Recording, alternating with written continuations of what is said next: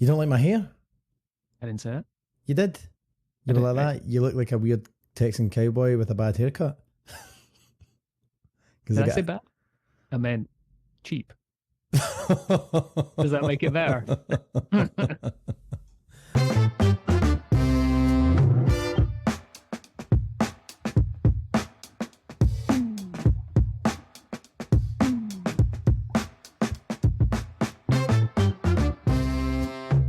Hello!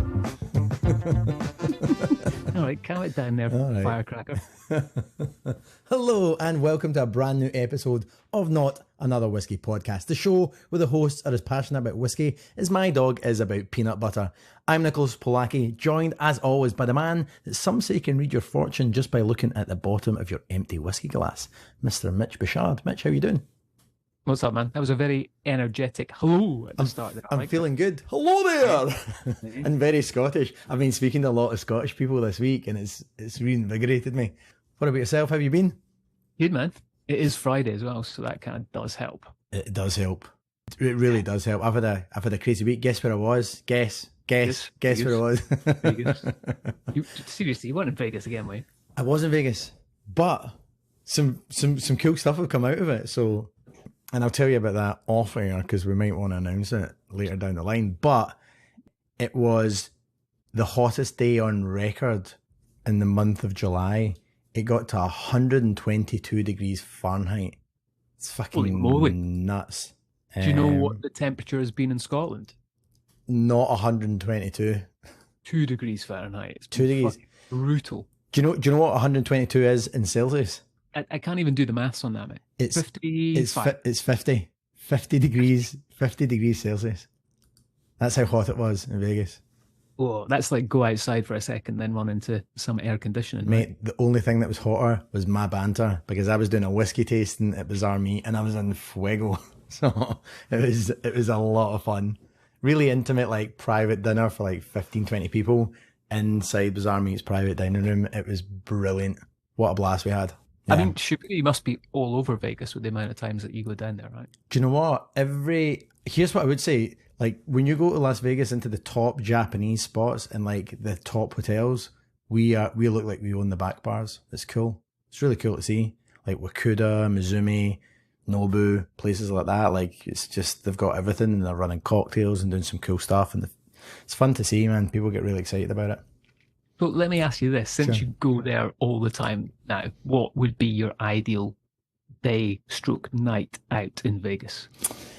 Do you know what's funny? I don't really do a lot of late night stuff because all my meetings happen. Well, it's business though. Like it's not like when you and I were just running around like young pups, getting drunk and having fun with bartenders. I've got meetings with like F&B directors and going and speaking to people like that. So it's not like I'm like out and about late at night. I even stay in like a quiet property that doesn't have a casino in it.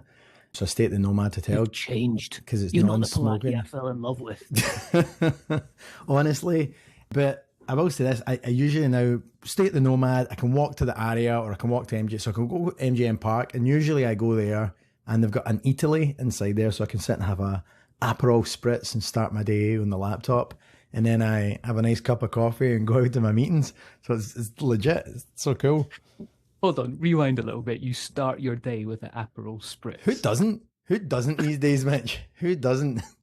Isn't that what they do in Italy? Isn't that the European way? I don't know. It's been a while since I've been there, so yeah, that's just what we tell each other. So it was a lot of fun. So thanks to the team at Jose Andres Group and specifically at Bizarre Meat, it was a fucking blast. Like it really was. It was brilliant. Like it was one of the best meals. It was like a 14-course meal. It was unbelievable. Absolutely unbelievable. Crazy, man. What about you? But yeah, I mean, honestly, you're talking about the hot weather over there, and I think New York's pretty warm as well right now, right? You guys are way up in the 30s. Yeah. We are still waiting for summer to kick in here in Scotland. And bear in mind, we are quite healthily into July at the moment. I think it was 12 degrees here yesterday. I had the fire on, like the log burner in the whiskey snug yesterday. Because it was wild. that cold. Brutal. In July. God damn. July. Like we've maybe had about 5 decent days so far this summer. It is brutal, but I suppose on a positive side of things, it's good whiskey making weather because we've had a lot of rain. That's good. But I've been kicking about Speyside. I've been up and down Speyside. I've been Inverness. I've been Edinburgh. Just a load of travel right now. I seem to be just living in my car at the moment. A load of events going on, whiskey tastings that I've been doing, a lot of hosting because this is kind of peak period. So just had a load of guys from Turkey over, so that was fun hosting them. Did quite a lot with them. Gobble gobble. Yeah, and then just had a group from Korea over as well. So a bit of international guests coming over, and it's kind of interesting because I'm noticing a shift in who's coming over to Scotland. You know, last year it was so many Americans, and we're not seeing that as much this year. So I don't know. What do you think that is down to? Is it because of the uncertainty in the US right now? Do you think that's partly to do with it, or what's going on over there? I think they're tuning into Not Another Whiskey podcast, hearing your banter and second guessing themselves. Like, fuck this, I'm going to go to Germany instead. Absolutely. No, honestly, I think you might be right. Like the economically here, things are a little, prices are still high, inflation's still pretty tough. People are definitely feeling the crunch. And I mean, it's a wild time. Like, as I'm sure you're seeing in American politics right now, we've got one guy that can't tell the truth and one guy that can't stay awake. So like, what hope have we got? Like, it's just mental.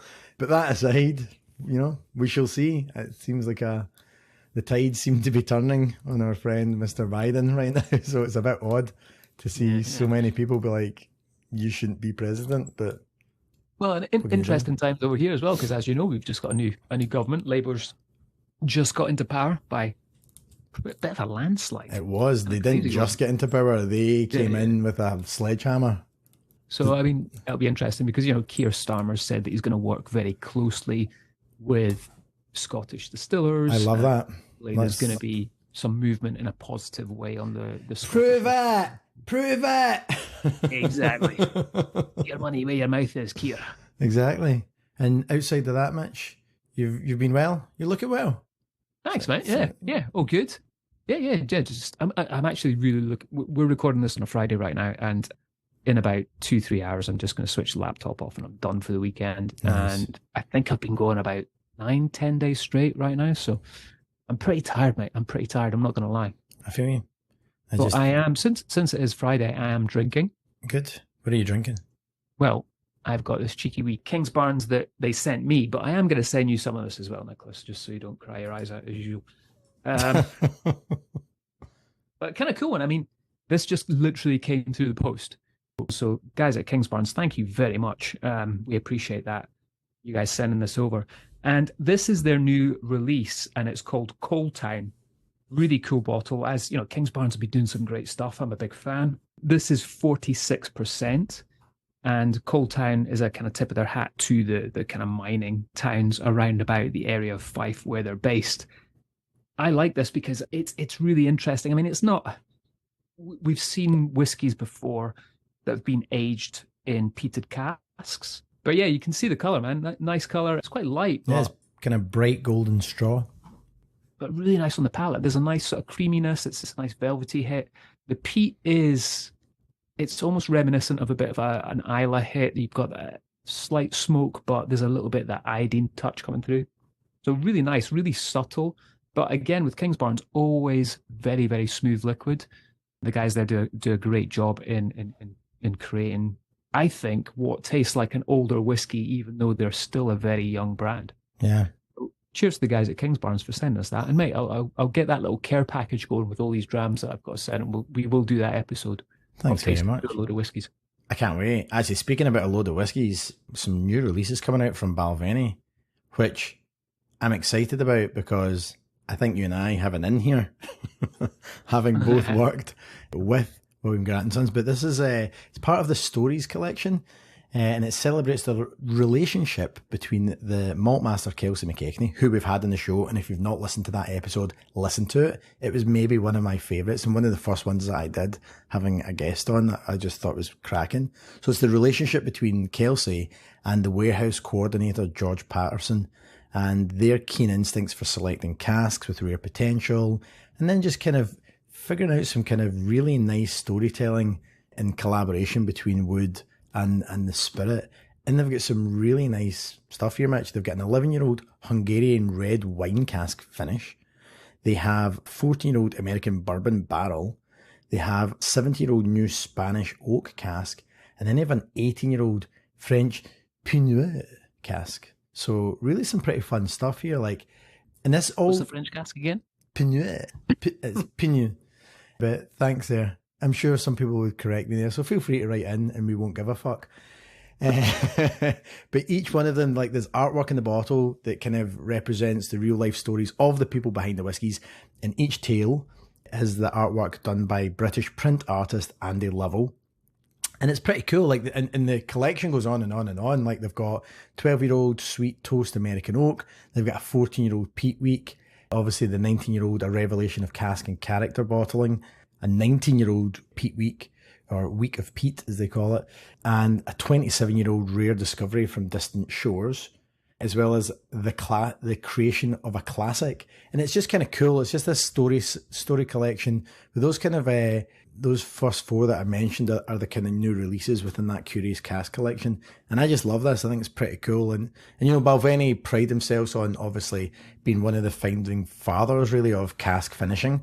You know, with David Stewart and probably David Stewart and Bill Lumsden. I think, you know, between them you can credit them for creating cask finishing. But it's super cool, and I think that it'll be really interesting to try some of these ones. Specifically for me, the Hungarian red wine cask I'd like to try, and the French Pinot cask as well, 18-year-old. I was at Glenfiddich actually, and I ran into Kelsey and Brian Kinsman and George. I see George Patterson, who's actually featured on the bottles. Yep. I see George all the time.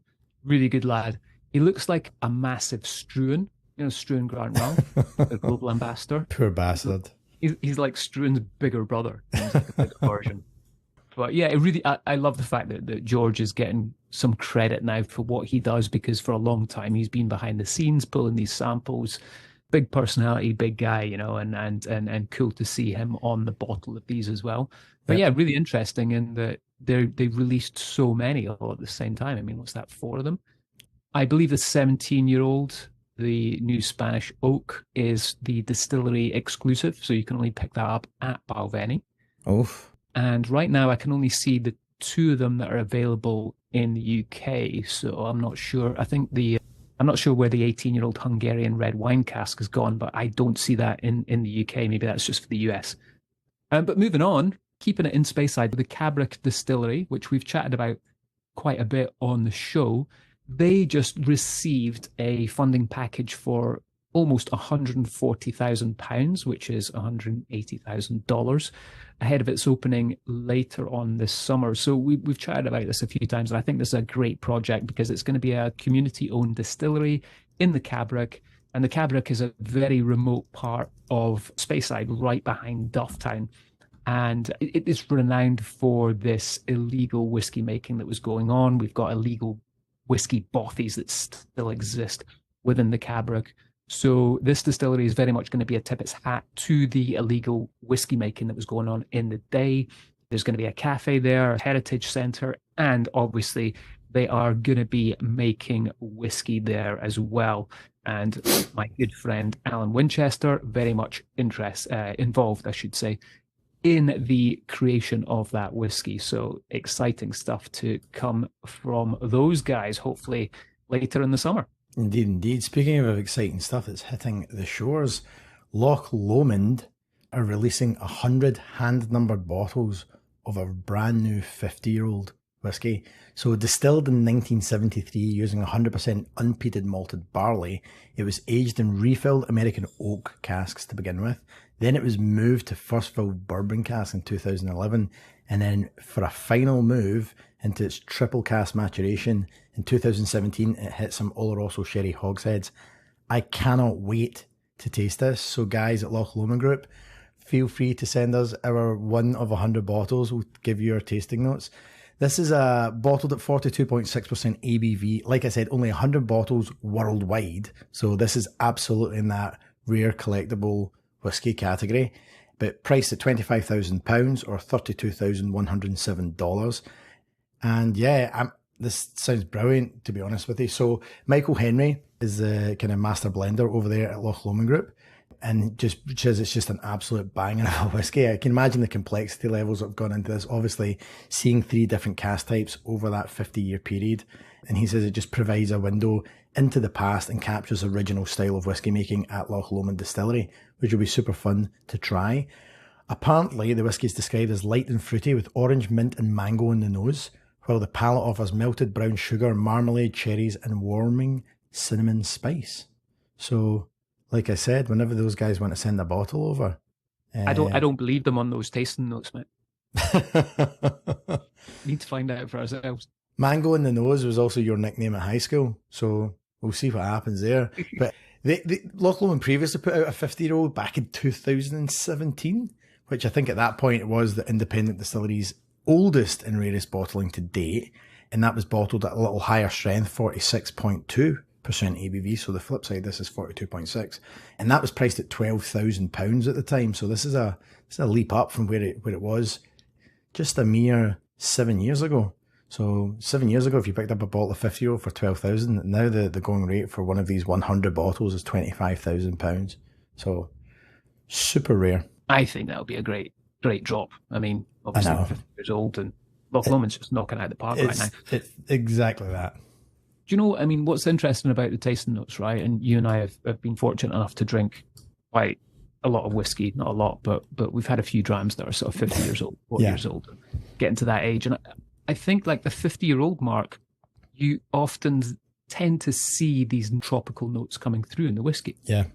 You know, mango, pineapple is another big one I always associate with really older whiskies. Yep. I was fortunate. I'm working on a project right now, and literally this week we've been tasting some 47, 48-year-old whiskies, and it was the same. It's just this tropical note is coming through in all of them. Yeah, it's fantastic. Like you hit it. For me, it's that grilled pineapple, tropical fruit note that I always get, and it's just killer.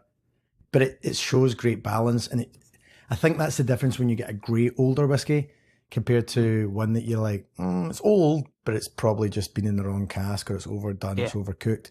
Where you get that kind of that kind of chewing the back of a pencil, wood and carbon, and kind of like, oh, that's not really great. Yeah, but if that's the flavour notes that they're talking about, then, and like you said, Loch Lomond Group right now, man, Midas touch, everything they're putting out is liquid gold. Really impressive stuff. Really impressive. Changing the subject. Indeed. Do you watch Formula One? I mean, it's getting big over in the US now. You guys got speed races over there, and then some. Yeah. And then we're doing Vegas next year, right, for the Formula One? I think so. I'm not even joking. I might be going to Vegas for Formula One. Actually, I've been to it before. I went to the one in Texas. So I went to the one in the Austin one that I did. Here's how cool this is, because I didn't appreciate this, how cool it was at the time. So I don't know if I've told you this story, but the Austin one, there's a music concert afterwards, and friends of mine put the show on. They helped do all the staging and lighting and sound, and they're like, come with me, and got like backstage passes kind of thing. And the act was Taylor Swift, and it was the first time she'd played a concert since not touring for years and years and years. And she played at Formula One, and then went and re-recorded all her old material, and then started going back on tour again. And now you need to sell your grandmother to get a ticket. And which well, you remember when I lived in Santa Monica, I literally bumped into her in Brentwood. Like she walked bang right into me and almost knocked me in my ass, and then security almost tackled me to the floor. We were in the Brentwood Country Mart. I was in there getting an ice cream, and then went for a wander, and she came around the corner and bumped in. But I mean, I was probably 26 at the time, so she would have been about 19 years old. She was a baby. But cool. I'm a Swiftie. I like her. I have to say, yeah, I do. Like, I really do. Because I asked you, because I think it's the second or maybe third time you've talked about her on the show. I don't, honestly, I do. I really admire her. I think she's a fantastic musician, and I think what she did with her own, like, watching people try and maneuver around her with her back catalogue of music, and her being like, actually, I'm just going to go re-record it all, I think was fucking genius. So I think she's a sharp cookie, and I'm a Kansas City Chiefs football fan, so Kelsey for the win, right? So keeping it in the family, man. No idea what you're talking about. Yeah, you do. Anyway, the reason I started asking you about Formula One, we've kind of digressed quite badly there from the Taylor Swift. But I started off talking about Formula One because Coach Built, who we've talked about on the show before, this is Jenson Button's whiskey brand that he brought out a couple of years back now, or maybe it was only about a year ago. I don't know. I think it wasn't that long ago anyway. But he's done a partnership with Williams Racing, which is, as people who are into Formula One will know, it's the Formula One team. And this is an 18-year-old combination of ex-sherry and bourbon casks. It's bottled at 48% ABV. Yep. So I like the branding on this. It very much ties in with the branding of Williams. It's subtle, but the colors that are associated with Williams Racing, and it also celebrates the long-term relationship that Williams and Jenson Button have, which began back in the year 2000. So he actually started his Formula One career with them. So quite a nice tie-in for Jenson Button, I suppose. So limited to 3,000 bottles worldwide. This 18-year-old is going to retail at around about £230, which will be $295 for a 700ml bottle. And it will be released in the UK starting from August. An interesting one to see. I like this partnership with whiskey and Formula One. I think the last time I saw anything like this happening would have been back in my Johnny Walker days with Diageo. Yeah. So, cool to see. It's cool to see. I think there's going to be more whiskey partnerships coming on. I've seen a couple of things with American brands doing some stuff. I think McLaren are doing some partnership stuff out here as well.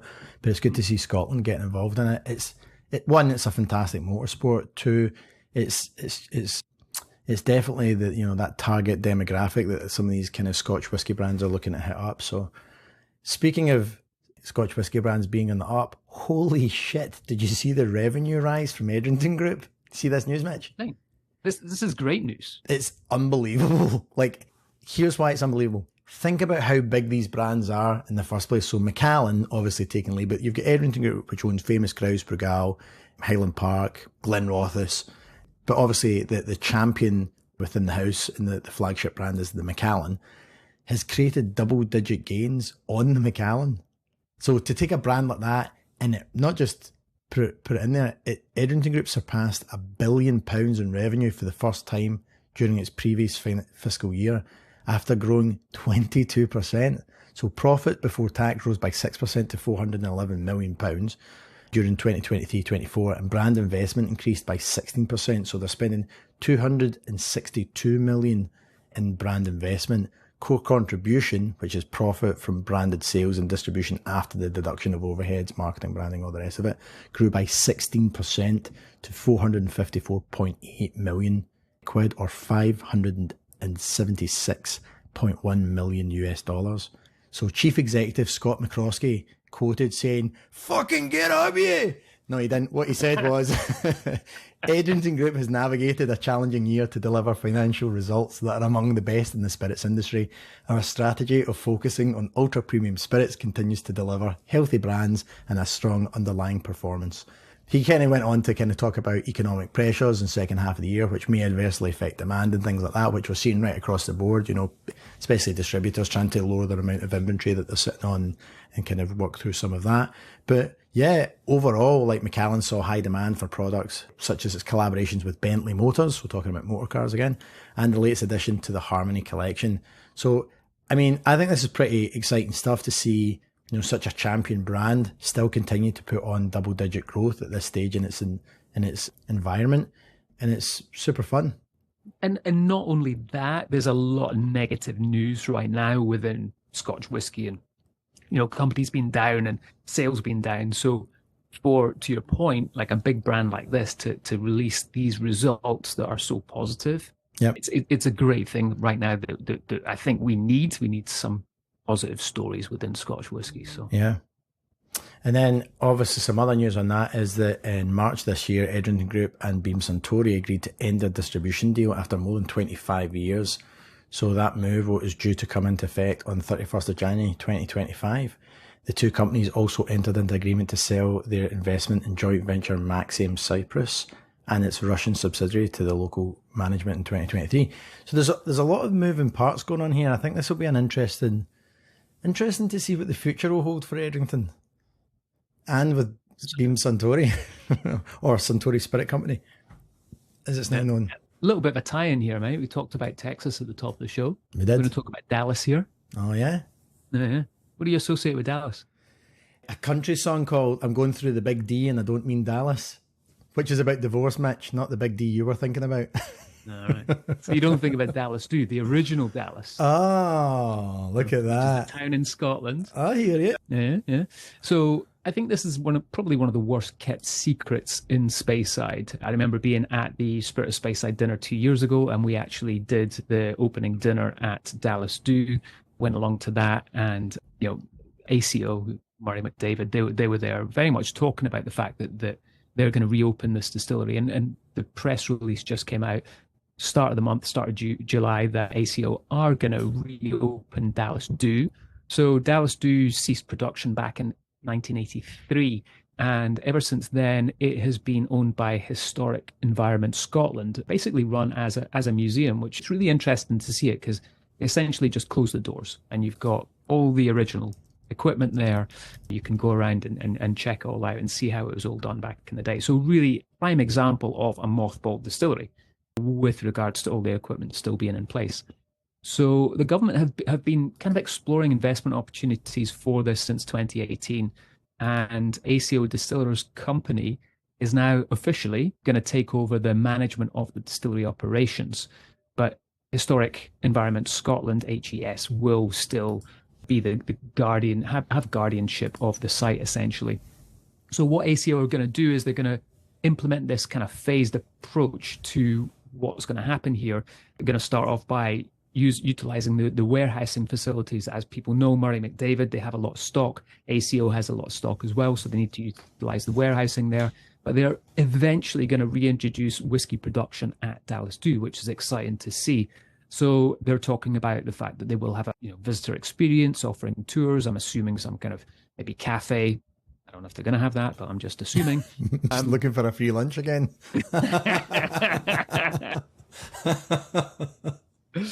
Well, Edward Odom, who's the managing director of ACO, said, "Our vision is to make Dallas Do one of the leading must-see distilleries in Scotland, giving visitors a unique close-up experience of whiskey making. The aim is to breathe life back into the distillery by first getting the original equipment working and traditional whiskey distilling going once again. This revived, long-lost spirit will be matured into Dallas Do's well-preserved Victorian dunnage warehouses." So again, mate, another great example of a positive story within Scotland. We've got a distillery that's been shut down for many, many years, is now going to reopen.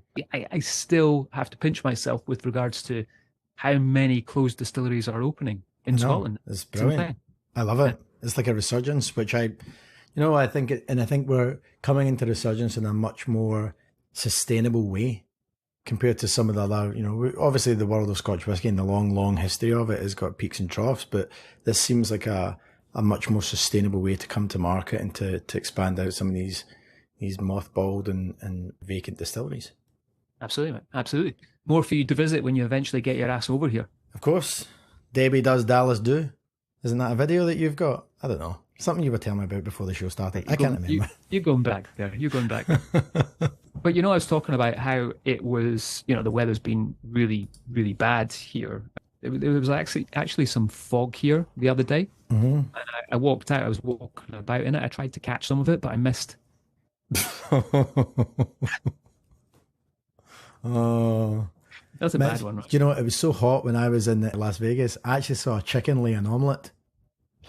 Look at the weather jokes. Look at us. Totally on point. I got into a fight with 1, 3, 5, 7, and 9. The odds were against me. This is an old one, but a good one. What do you call a man with a rubber toe? Roberto. Good. I started a dating app for chickens. It's not my main gig though. It just makes hens meat.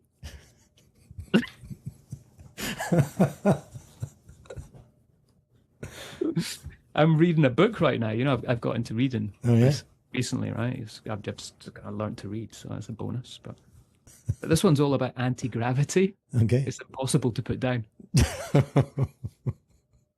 My friend designed an invisible airplane. I can't see it taking off.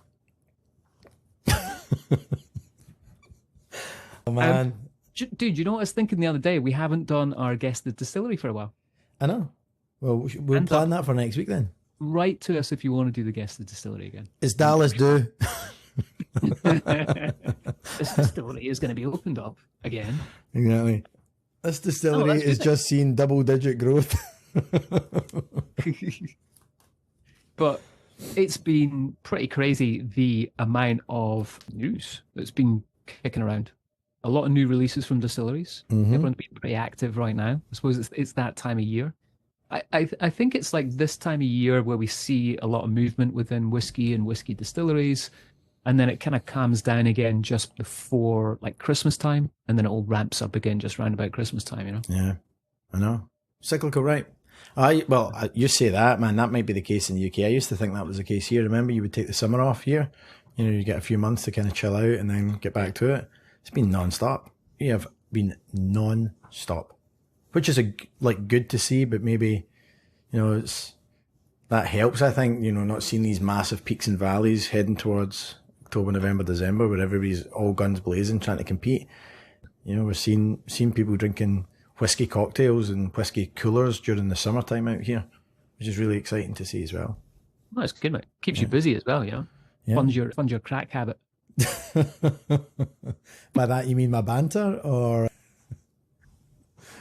Yeah, sure, mate. Sure. Okay. Well, on that bombshell, tune in next week where I'll be calling in from rehab and Mitch will be calling in from wherever he's hiding from me. All right, guys. Thank you so much for listening. And until next week, we'll see you next time. Bye.